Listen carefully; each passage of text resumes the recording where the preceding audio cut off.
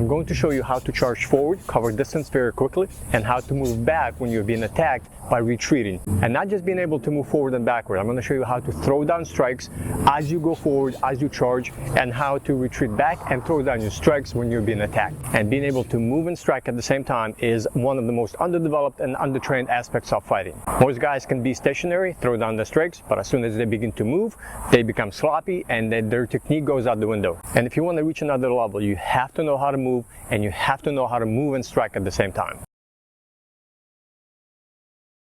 The first movement is charging forward and throwing down your strikes. So the way this works is you're going to be coming off a cross, and whenever you throw a cross, this is the proper body position for you to move forward and throw another strike at the same time.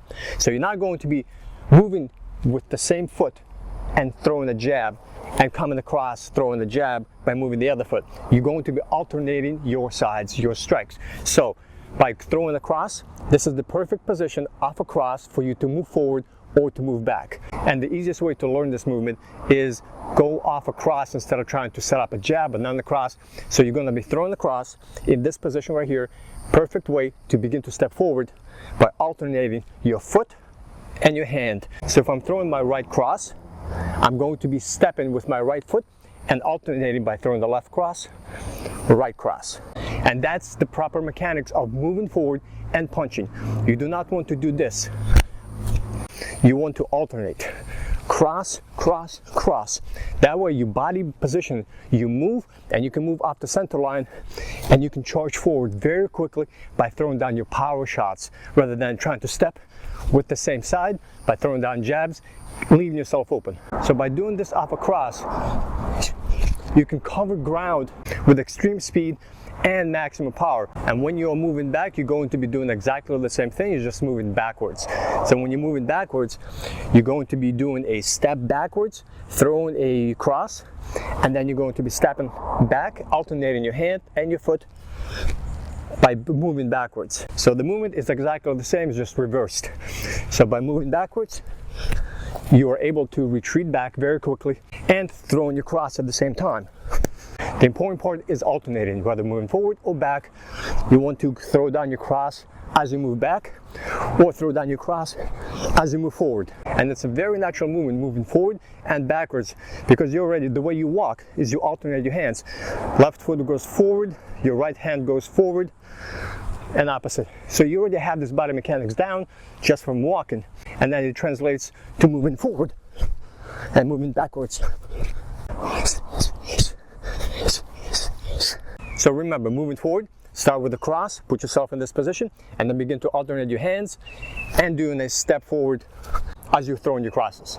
And then when moving backwards, if you are in stationary position, throw the cross and do a step out.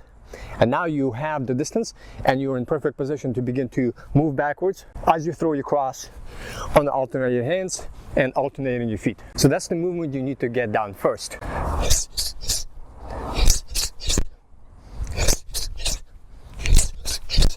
Now, it doesn't mean you cannot start off with a jab and then throw down your cross and then begin to move. You can.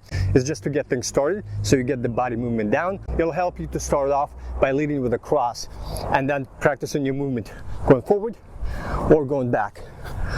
And then you can introduce jab, cross, and then follow up your shots, moving forward, or jab, cross, by following up with a cross and moving backwards. So you can introduce other strikes. Just remember, the moving forward or backwards should be coming off a cross, whether moving backwards or moving forward.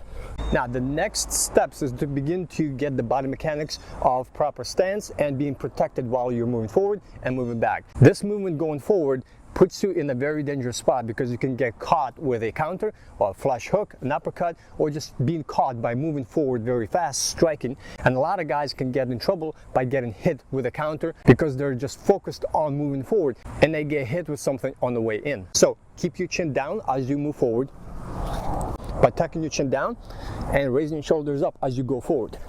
This will minimize you getting hit and getting knocked out. And same thing for going backwards. Don't leave your chin up as you move backwards. Make sure that you tuck your chin as you go on the cross and going backwards. Tuck your head, tuck your chin. Now the next thing is moving your head off the center line. So when you're charging forward and you're blitzing, to minimize the amount of a counter or a flash punch that could get you out, is by moving your head off the center line as you blitz forward. So when you throw your cross, instead of doing it in the same exact spot, your head in the exact same position as you go forward, you begin to move your head off the center line as you step across, and then same thing going backwards. When you go back, just move your head up the center line and minimize the target of your head by constantly going across and moving your head up the center line. It's going to make you harder to hit when you tuck your chin and move your head up the center line. Another mistake you want to avoid is leaning too far forward as you charge when you're doing a blitz, or moving too far back, being out of balance as you are moving backwards. So you do not want to chase, and you do not want to lean forward being out of balance moving forward. You want to be over your feet. You want to have perfect balance going across.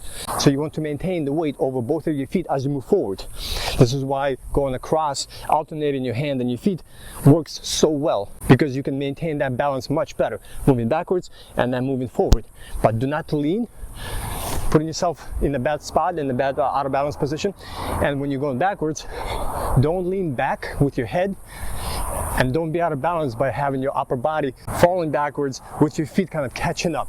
You want to always maintain that perfect body position where you're both over both of your feet, whether you are getting charged and hit at the same time. You want to develop being able to move while being in balance over both of your feet. And as you strike forward, you don't want to lean forward, but you want to maintain that perfect balance by striking and moving. And the last important part to this is you should not be stepping forward more than 3 steps, going across with 3 crosses, or moving backwards. You don't want to chase, and you don't want to continue to retreat by being on your bicycle but running backwards.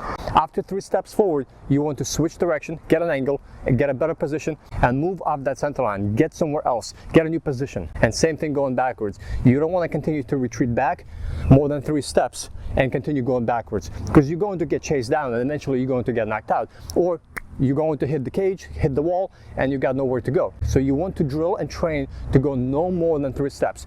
2 steps is fine, 3 steps, no more than 3. So 3 steps forward, and then quickly change position, get a new angle, and no more than 3 steps backward, and then change position, get an angle, move laterally, do something else other than continue going backwards. So when you're going forward, when you're charging, you're going 1, 2, 3, and then from here you want to either do a side step shuffle, get an angle, or you could do a pivot and get another angle. Or when you're moving backwards, you go 1, 2, 3, no more than 3 steps backwards, and then you get a pivot, or off a 3rd step, maybe a little side step shuffle, get an angle, and then you can continue executing strikes, maybe get distance or do something else. But do not continue going forward continuously and then running into a punch, and you do not want to retreat back and not changing your position, because you're going to get hit and going to get knocked out.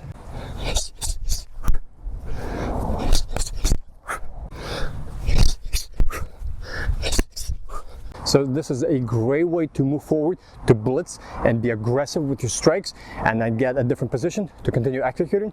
Or when you get in trouble and you are getting pressured, you are getting charged, you'll be able to move backwards while countering, and then you can switch direction and reposition and be in a better spot to execute from. Now this is just one of the footwork movements, and being able to strike at the same time by charging forward and then returning back with counters. Extremely powerful technique to use. And if you want to develop the footwork that you need to move yourself into any position, and then also use your footwork and strike at the same time, I have a very in-depth program, Fighter's Footwork, and it will teach you, it will show you how to use your footwork, moving forward, moving back, lateral movement, getting angles, using pivots, as well as how to strike at the same time as you utilize your footwork. And footwork is one of the most important parts of fighting. You have to know how to move, and you have to know how to move and strike. The program is available right now, and you can pick it up, and I will see you in there.